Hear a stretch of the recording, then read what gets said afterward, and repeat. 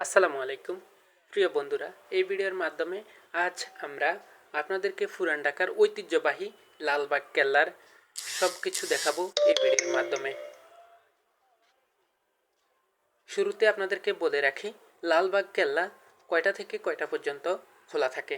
লালবাগ কেল্লা সকাল 9টা থেকে বিকেল 5টা পর্যন্ত খোলা থাকে। আপনারা যারা আসবেন অবশ্যই একটু সময় নিয়ে আসবেন।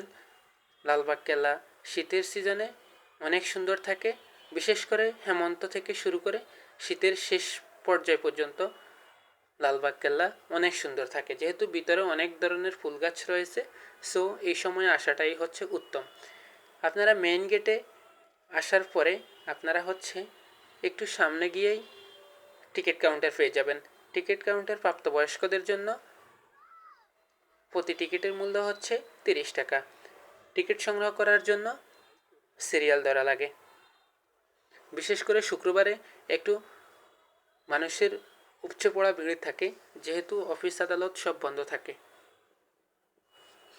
আমি দীর্ঘদিন ধরে যাব করে যাওয়া হয়নি কখনো, তাই আজ চলে এলাম বন্ধুকে সাথে নিয়ে। আমি নীলক্ষেত মোড় থেকে আমার বন্ধুকে নিয়ে আমরা একটা রিক্সা নেই। রিক্সায় করে আমরা 50 টাকা দিয়ে চলে আসি লালবাগ কেল্লা।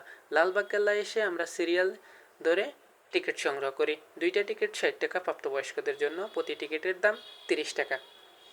টিকিট নিয়ে আমরা ভিতরে সংগ্রহ করি গেটে টিকিটটা জমা দিয়ে। আমরা একেবারেই ভিতরে ঢুকে হাতের বাম দিকে চলে গেলাম একেবারে শেষ মাথায়। সেখান থেকে মূলত আমরা ভিডিওটা স্টার্ট করি। সেখানে কিছু আগেকালের রাজাদের জীর্ণ শীর্ণ কিছু ঘর রয়েছে।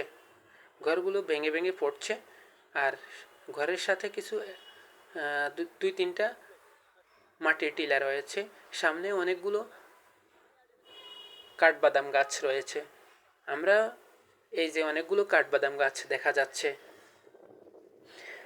আমরা লালবাগ কেল্লাতে প্রবেশ করার কিছু সময় পর বৃষ্টি আসছে।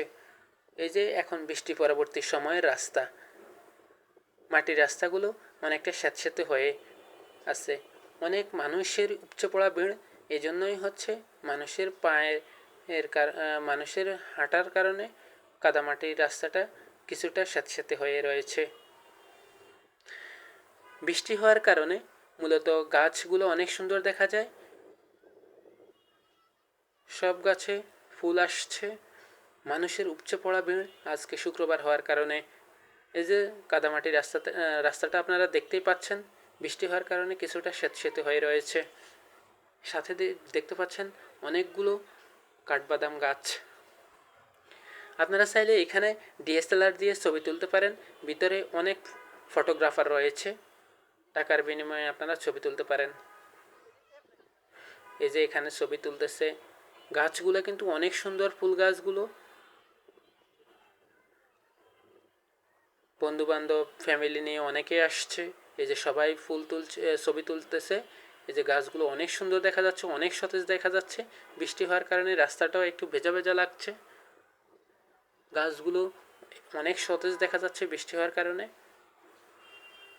এদিকে যেটা দেখছেন সেটা হচ্ছে সাদা গোলাপ।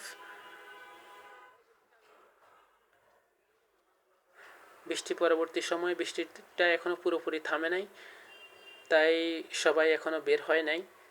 ওই যে যে রাজাদের পুরাতন ঘর দেখা যাচ্ছে, এই ঘরগুলো এখন ভেঙে ভেঙে পড়তেছে। ওই যে কিছু মানুষ উপরে উঠে বসে আছে। এটা লালবাগ কেল্লারই অংশ। এই ঘরটাতে ঢুকা যায় না, তালা দেওয়া। সবাই ছবি তুলতেছে, ঘুরতেছে।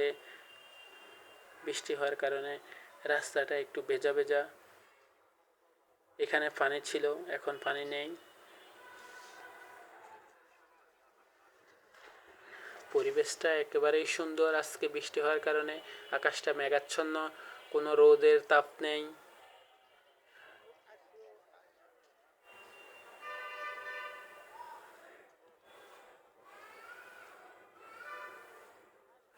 এই ঘরটা তালা দেওয়া, এখানে পানি নেই।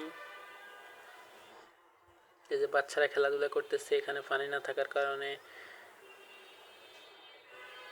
এই লালবাগ কেল্লাতে একটা রহস্যময় পুকুর আছে, এবং এই ঘরে একটা রহস্যময় গর্ত রয়েছে। পুকুরটা অনেক গভীর হওয়া সত্ত্বেও পুকুরে পানি নেই। এই যে পুরো বর্ষা সিজন শেষ হলো কিন্তু পুকুরে পানি নেই। আমরা আরেকটি ভিডিওতে আপনাদেরকে সেই পুকুরের ভিডিওটি দেখাবো। আপনারা যারা লালবাগ